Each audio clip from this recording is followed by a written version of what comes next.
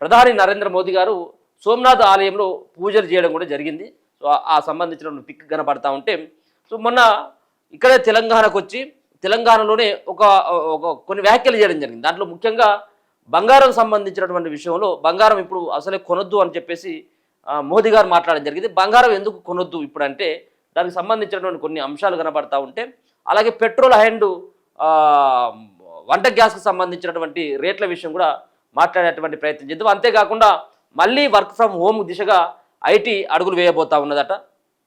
ఇది గల్ఫ్ సంక్షోభం నేపథ్యంలో కంపెనీలన్నీ కూడా అలర్ట్ కావడం జరిగింది. అలాగే ప్రధాన సూచనతోటి ఇదంతా కూడా సీరియస్గా మొదలైనటువంటి ఒక చర్చ నడుస్తూ ఉన్నది. సో ఒకసారి చూద్దాం, బంగారం ఎందుకు కొనొద్దు అంటే, ఇక బంగారం అంటే ఇక ఎవరికి ప్రేమ ఉండదు, చాలామంది ముఖ్యంగా మహిళలు ఇష్టపడేటువంటిది. రేట్ ఎంత ఉన్నప్పుడు కూడా తులం కొనే కాడ అరతులం అని కొంటారు. ఇది జరిగేటువంటి ప్రక్రియ. కానీ ఇప్పుడు మాత్రం కొనొద్దు, సంక్షోభంలో ఉంది అని. మరి ఇప్పుడు కొనొద్దు అంటే వచ్చేటువంటి ఇంకెన్ని సంవత్సరాల్లో తగ్గేటువంటి అవకాశం ఉంటుంది. కేవలం ఇప్పుడే ఎందుకు కొనొద్దు, ఇంకా ఫ్యూచర్లో ఇంకెప్పుడు కొనాలి అనేది కూడా ఒక క్లారిటీ ఇవ్వాలి కదా, అదేం లేదు కదా. సో దీనికి ఏంటిది అసలు కారణం ఏంటిదంటే, మన విదేశీ మారక ద్రవ్య నిల్వలను కాపాడుకోవడమే లక్ష్యం. ఏటా మన పసిడి దిగుమతులు 700 నుంచి 900 టన్నులు ఉన్నదట. కిందటి ఏడాది ముడి చమురు, స్వర్ణం, వంట నూనెలు, ఎరువుల దిగుమతికే ఏకంగా 23 లక్షల కోట్ల వ్యయమైందట. భారతదేశం మొత్తం దిగుమతుల బిల్లు 74 లక్షల కోట్లు. ప్రస్తుతం మన వద్ద ఉన్నది 9 నుంచి 11 నెలలకు సరిపడ నిల్వలే. అవి వేగంగా కరిగిపోతే ఆర్థిక సంక్షోభంలోకి జారే ముప్పు అవుతుంది. అందుకే దేశ ప్రజలకు పలు సూచనలు చేసిన ప్రధాని మోదీ, ఆన్లైన్ క్లాసులకు మారండి, ఖర్చులు తగ్గించుకోండి, విదేశాలకు వెళ్ళొద్దు ప్రజలకు మరోసారి ప్రధాని నిన్న విజ్ఞప్తి కూడా చేయడం జరిగింది. ఏడాది పాటు ఎవరు బంగారం కొనొద్దు. భాగ్యనగర పర్యటనకు వచ్చిన ప్రధాని మోదీ బంగారం గురించి చేసిన ఈ ప్రకటన దేశవ్యాప్తంగా సంచలనం సృష్టిస్తుంది. దేశ చరిత్రలో మునుపెన్నడీ లేని విధంగా గతంలో ఎన్ని సంక్షోభాలు, ఆర్థిక మాంద్యాలు వచ్చినా ఏ ప్రధాని చేయని విధంగా మోదీ చేసిన ఈ సూచన సాధారణమైనది కాదని ఆర్థిక నిపుణులు స్పష్టం చేస్తున్నారు. బంగారం అనే మాట భారతీయులందరికీ వెంటనే కనెక్ట్ అయ్యే మాట కాబట్టి దాని గురించి అంతా మాట్లాడుకుంటున్నారు. కానీ నిజానికి జరుగుతున్నటువంటిది ఏంటిదంటే, నిజానికి ప్రధాని మోదీ దాంతో పాటు ఇంకా చాలా జాగ్రత్తలు చెప్పారు. పెట్రోల్, డీజిల్, వంట నూనెల వినియోగం, అనవసర వ్యయాలు తగ్గించుకోవాలని, విదేశీ పర్యటనలు మానుకోవాలని సూచించారు. వాటన్నిటి సారం ఒకటే, విదేశీ మారక ద్రవ్యాన్ని అంటే ఫారెక్స్ రిజర్వులను ఆదా చేయడం. ఎందుకు ఆదా చేయాలి? ఎప్పుడు లేనంత కష్టం ఇప్పుడు ఏమొచ్చింది అంటే, పశ్చిమాసియాలో యుద్ధం కారణంగా అంతర్జాతీయ విపణుల్లో ముడి చమురు ధరలు, ఎరువుల ధరలు బాగా పెరిగిపోయాయి. మరోవైపు 2-3 ఏళ్లుగా బంగారం ధర సైతం కొత్త రికార్డులు సృష్టిస్తుంది. వీటి దిగుమతికే మన విదేశీ మారక ద్రవ్య నిల్వల్లో అధిక శాతం ఖర్చు అయిపోయే పరిస్థితి నెలకొంది. ట్రేడింగ్ ఎకనామిక్స్ గణాంకాల ప్రకారం ఇరాన్పై అమెరికా, ఇజ్రాయెల్ యుద్ధం మొదలు పెట్టడానికి ముందు మన దేశ ఫారెక్స్ రిజర్వ్ $728 బిలియన్ కాగా, అంటే దాదాపు 69.4 లక్షల కోట్లు. కేవలం 2 నెలల్లో అవి $690.79 బిలియన్ తగ్గిపోయిందట. సో 2025-26 ఆర్థిక సంవత్సరానికి గాను మన దిగుమతుల బిల్లు ముడి చమురు, బంగారం, మందులు, ఆహారం, సెమీ కండక్టర్లు, ఎలక్ట్రిక్ ఉత్పత్తులు, ఇతర ఉత్పత్తుల సేవలు అన్ని కలిపి $775 బిలియన్, దాదాపు 73.86 లక్షల కోట్లు. అందులో ముడి చమురు, బంగారం, వంట నూనెలు, ఎరువుల బిల్లే ఏకంగా $240 బిలియన్ కన్నా ఎక్కువ, అంటే దాదాపుగా 22.87 లక్షల కోట్లు. ఇలా దిగుమతుల కోసం మనం ఎక్కువ ఖర్చు చేయాల్సి వచ్చే కొద్దీ మన ఫారెక్స్ నిల్వలు మరింత వేగంగా కరిగిపోతాయి. అలా కరిగిపోతే డాలర్ విలువ పెరిగిపోయి రూపాయి విలువ తగ్గుతుంది. విదేశీ పెట్టుబడుల రాక ఆగిపోయి దేశం సంక్షోభంలోకి వెళ్ళిపోతుంది. సో అందుకే ఇదంతా కూడా తగ్గుతూ ఉంది. కాబట్టి బంగారం దాన్ని మనం కొనకుండా ఉండడమే మేలు అనేటువంటిది దానిలో భాగంగానే మోదీ చెప్పినట్టుగా తెలుస్తూ ఉన్నది. ఒక దేశం వద్ద ఉన్న ఫారెక్స్ కరెన్సీ బంగారం అంతర్జాతీయ ద్రవ్యనిధి వద్ద ఆ దేశానికి ఉండే కరెన్సీ హక్కులు IMFలో సభ్యత్వం తీసుకునేటప్పుడు ఆ దేశం డిపాజిట్ చేసే సొమ్ములో 25% RTP, ఈ నాలుగింటిని కలిపి విదేశీ మారక ద్రవ్య నిల్వలు అంటారు. ఒక దేశ పరపతిని నిర్ణయించడంలో ఈ నిల్వలు అత్యంత కీలక పాత్ర పోషిస్తాయి. ఒక దేశం ఎంత ధనికమైనది, ఎంత సురక్షితమైనది అని చెప్పడానికి ఈ ఫారెక్స్ రిజర్వులు ఒక రిపోర్టు కార్డు లాంటివి. మూడీస్, S&P, పిచ్ వంటి అంతర్జాతీయ సంస్థలు ఫారెక్స్ రిజర్వ్ ఎక్కువగా ఉన్న దేశాలకు మంచి రేటింగ్ ఇస్తాయి. ఆ రేటింగ్ ఎంత ఎక్కువ ఉంటే అంత తక్కువ వడ్డీకి అప్పులు లభిస్తాయి. మనం బ్యాంకుల వద్ద అప్పు కోసం వెళ్తే అవి మన సిబిల్ స్కోర్ ఎంత ఉందో చూసినట్టుగా ఒక దేశం విదేశాల నుంచి అప్పు తీసుకోవాలంటే ఆయా దేశాలు సదరు దేశం వద్ద విదేశీ మారక ద్రవ్య నిల్వలు ఎంత ఉన్నాయనే విషయాన్ని అంటే రేటింగ్స్నే చూస్తాయి. మనం ఏదైనా బ్యాంకు కాడికి లోన్కి వెళ్తే సిబిల్ స్కోరు చూస్తూ ఉంటారు. అంటే ఈ ట్రాన్సాక్షన్స్ ఎంత ఉన్నాయి, సో తీసుకున్నటువంటి అప్పులు సరిగ్గా గడుతూ ఉన్నాడా, లోన్లు ఏమైనా ఉన్నాయా అన్నటువంటి దానిపైన సిబిల్ స్కోరు ఆధారపడి ఉంటుంది అన్నట్టు. సో ఇప్పుడు కూడా అంతే, విదేశీ మారక విలువ ఏదైతే ఉంటుందో ద్రవ్యలు ఆ రేటింగ్స్ ఏవైతే ఉంటాయో సో దాంట్లో భాగంగానే ఇవన్నీ కూడా అప్పులు ఉంటాయి. మరో పక్కన వడ్డీలు కూడా తక్కువ ఇచ్చేటువంటి అవకాశం ఉంటుంది అన్నట్టు. సో ఒక దేశ ఫారెక్స్ రిజర్వులు తగ్గిపోతుంటే విదేశీ పెట్టుబడిదారులు ఆ దేశంలో తాము పెట్టిన పెట్టుబడులను వెనక్కి తీసేసుకుంటారు. సాధారణంగా 7 నుంచి 10 నెలల పాటు ముడి చమురు దిగుమతులకు సరిపడ విదేశీ మారక ద్రవ్య నిల్వలుంటే ఆ దేశ పరపతి బాగున్నట్టు. ఇప్పుడు మన వద్ద విదేశీ మారక ద్రవ్య నిల్వలు దాదాపు 9 నుంచి 11 నెలలకు సరిపడ ఉన్నప్పటికీ పరిస్థితులు మన చేతుల్లో లేవు.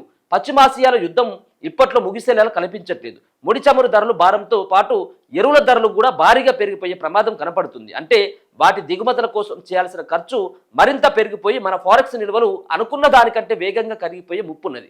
దీనికి తోడు మనకు వచ్చే విదేశీ మారక ద్రవ్య నిల్వల్లో ఎక్కువ భాగం గల్ఫ్ దేశాల నుంచి వచ్చే రెమిటెన్స్లే. అక్కడున్న భారతీయులు మన దేశంలో ఉన్న తమ కుటుంబ సభ్యులకు పంపే డబ్బు. యుద్ధం దెబ్బకు అతలకుతలమైన గల్ఫ్ దేశాల్లో ఉంటున్న మన వాళ్ళు పంపే డబ్బు తగ్గిపోతుంది. దీనికి తోడు మన ఎగుమతులకు తద్వారా మనకు రావాల్సిన డాలర్లకు కూడా ఆటంకం కలుగుతుంది. అంటే ఒకవైపు మనకు రావాల్సిన విదేశీ మారక ద్రవ్యంతో కోత పడుతుండగా మరోవైపు మన నిల్వలు కూడా నిండుకుంటున్నాయి. ఈ బంగారం పైన ఎందుకు దృష్టి? భారతీయులు ఏడాదికి సగటు కొనే పసిడి దాదాపు 700 నుంచి 900 టన్నులని అంచనా. దీని విలువ సుమారు 13.69 లక్షల కోట్లు. 2024-25తో పోలిస్తే 2025-26లో మన బంగారం దిగుమతులు దాదాపు 24% పెరిగిపోయాయి. భారతీయులు కొనే బంగారంలో 90% పైగా విదేశాల నుంచి దిగుమతి చేసుకుంటున్నదే. అందుకు మనం భారీగా విదేశీ మారక ద్రవ్యాన్ని ఖర్చు చేయాల్సి వస్తుంది. కాబట్టి మోదీ చెప్పినట్లు ఏడాది పాటు బంగారం కొనకుండా ఉంటే ఖచ్చితంగా మన విదేశీ మారక ద్రవ్య నిల్వలపై భారం కాస్తంతైనా తగ్గుతుంది. అంటే విదేశీ నుంచి వచ్చేటువంటి బంగారం మనం 90% కొంటున్నాం. సో ఇది కొనకపోవడం వల్ల ఏమవుతుందంటే మన డబ్బులు మన దగ్గర ఉంటాయి కాబట్టి అంటే మన విదేశీ మారక ద్రవ్యాన్ని ఖర్చు చేయాల్సినటువంటి అవసరం ఉంటుంది. ఆ బంగారం కొనాలంటే కొన్ని రోజులు ఆపినట్టు అయితే ఉంటే పెద్దగా ఇబ్బంది ఉండేది, మన ఖర్చు కూడా తగ్గిపోతుంది. సో దాంట్లో భాగంగా ఈ బంగారం కొనకపోవడమే మేలు. దీనివల్ల మనకు ఈ ఆర్థిక లోటుని మనం అధిగమించవచ్చు అన్నటువంటి ఒక అభిప్రాయంలో భాగంగా మోదీ బంగారం కొనొద్దు అన్నటువంటి అంశాన్ని సూచించినట్టుగా స్పష్టంగా అర్థమవుతా ఉన్నది. ఆన్లైన్ క్లాసులో కూడా మారండి అని చెప్పేసి మారండి, కష్టాలు ఉన్నాయి, ఖర్చులు తగ్గించుకోండి. ప్రజలకి మరోసారి కూడా మోదీ విజ్ఞప్తి చేస్తే ఇక్కడ 15లోగా పెట్రోల్ ధరల పెంపు కూడా అయిపోతా ఉన్నది. లీటర్కు 5 వరకు పెంచే అవకాశం, వంట గ్యాస్ పైన 50 దాకా పెంచేటువంటి అవకాశం కనబడతా ఉంది. అంతర్జాతీయంగా ముడి చమురు ధరలు బ్యారెల్ $105 దాటి దూసుకుపోతున్న నేపథ్యంలో పెట్రోల్ డీజిల్ ధరలు పెంచాలని ప్రభుత్వ రంగ చమురు సంస్థలు యోచిస్తున్నాయి. పెట్రోల్ డీజిల్ రెండింటి మీద త్వరలో లీటర్కి 4 నుంచి 5 రూపాయలు పెరిగే అవకాశం ఉందని చెబుతున్నారు. వంట గ్యాస్ ధర కూడా సిలిండర్కి 40 నుంచి 50 రూపాయలు పెరిగే అవకాశం ఉన్నది. ఈ నెల 15 లోపే పెంపు ప్రకటన వస్తుందని అంచనా వేస్తున్నారు. ఇరాన్ దగ్గర ఉన్న యురేనియం నిల్వలు మొత్తాన్ని స్వాధీనం చేసుకునే వరకు యుద్ధం ఆగదని ఇజ్రాయెల్ ప్రధాని నేతన్యాహు ప్రకటించారు. ఇరాన్ రాజీ ప్రతిపాదనలను అమెరికా అధ్యక్షుడు ట్రంప్ తిరస్కరించారు. అంటే యుద్ధం ఇప్పట్లో ఆగేది కాదు. చమురు నౌకల రాకపోకలకు కీలకమైన హోర్ముజ్ జలసంధి ఇప్పట్లో తెరుచుకునేదా లేదు. ఈ నేపథ్యంలో సుదీర్ఘ అనిశ్చితికి ప్రపంచ దేశాలు సన్నద్ధం అవుతున్నాయి. భారత ప్రభుత్వం కూడా చమురు ధరల భారాన్ని ప్రజల మీద వేసేందుకు సిద్ధమవుతుంది. అయితే పెరుగుదల ఒకేసారి కాకుండా దశల వారీగా ఉంటుందని సంకేతాలు వస్తున్నాయి. తొలి దశలో 4 నుంచి 5 రూపాయలు పెంచే అవకాశం ఉంది. ఆ తర్వాత నష్టం పూడే వరకు 2 నుంచి 4 చొప్పున పెంచుకుంటూ వెళ్తారు. అంటే ప్రస్తుతం ప్రభుత్వం చమురు సంస్థలకు నెలకు 30,000 కోట్లు నష్టం వస్తుంది. ముడి చమురు ధరలు మరింత పెరిగితే ఈ నష్టం మరింత అధికంగా ఉంటుంది. భారత్ తన ముడి చమురు అవసరాల్లో 85% విదేశాల నుంచి దిగుమతి చేసుకుంటుంది. దాంతో ప్రపంచంలో ఏ చమురు ఉత్పత్తి దేశానికి సంక్షోభం వచ్చినా భారత్ మీద ప్రభావం పడుతుంది. నష్టాలను పూడ్చుకునేందుకు ఒకేసారి భారీగా పెట్రోల్ డీజిల్ ధరలు పెంచితే ద్రవ్యోల్బలం కట్టలు తెంచుకుంటుందని ప్రభుత్వం భయపడుతుంది. అందుకే పెంపుదల దశల వారీగా చేపడతారు. పెట్రోల్ ధరలు పెరిగితే రవాణా ఛార్జీలు పెరుగుతాయి. ఫలితంగా అన్నింటి ధరలు పెరుగుతాయి. మొత్తం ఆర్థిక వ్యవస్థ మీద దాని ప్రభావం ఉంటుంది. ఆయిల్ ధరలు పెరగడం, రూపాయి పతనంతో దిగుమతి ఖర్చు పెరగడంతో భారత్పై డబుల్ ఇంపాక్ట్ పడుతుంది. కేవలం పెట్రోల్ పైన పెరిగితే బస్ ఛార్జీలు పెరిగితే ఆటో వాళ్ళు ఆటోమేటిక్గా ఛార్జీలు పెంచుతారు.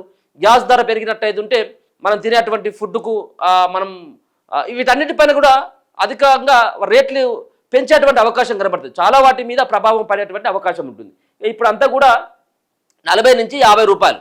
ఫస్ట్ ఏమో గ్యాస్ పైన 40 నుంచి 50 రూపాయలు పెంచి పెట్రోల్ డీజిల్కి 4 నుంచి 5 రూపాయలు పెంచి దాని తర్వాత కూడా అవసరమైనట్టు ఇంకో 2 రూపాయల నుంచి ఇంకో 3 రూపాయలు కూడా పెంచుతారట.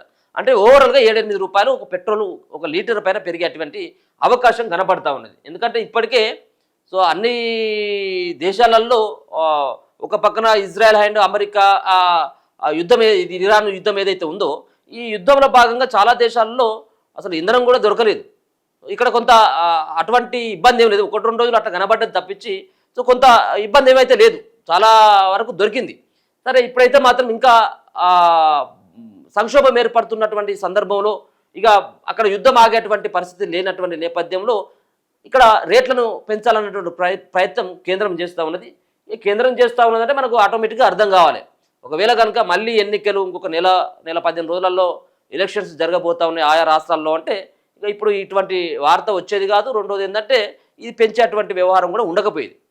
కాబట్టి ఈ ఎన్నికల్లో అయిపోయినాయి, ఎన్నికల రిజల్ట్స్ కూడా రావడం జరిగింది, వాళ్ళకు పాజిటివ్గా రావడం జరిగింది. కాబట్టి ఇప్పుడు మళ్ళీ ప్రజల దగ్గర నుంచే వసూలు చేస్తారు. మనము అందుకనే ఇప్పుడు మనం చూసుకోవచ్చు, ఇన్ని రోజుల పాటు ఒక 500కో లేకపోతే 1000 రూపాయలకు మనం ఆశపడి ఓటేసినాం. ఇప్పుడు ఏమవుతుంది, ఒక్కొక్క సంబంధించిన ఇంట్లో 1-2 బైకులు ఖచ్చితంగా ఉంటాయి. ఈ ఇంట్లో గ్యాస్ వాడకం అయితే తప్పదు.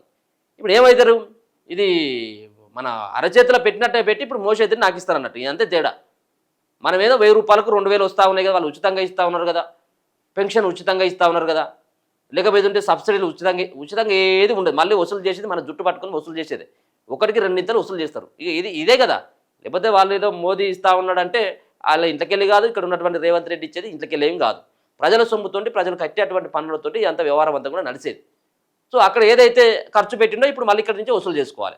అంతే ఇక ఎవరైనా రాష్ట్ర కేంద్ర ప్రభుత్వాలు చేసేటువంటి వ్యవహారం ఇట్లా ఉంటుంది.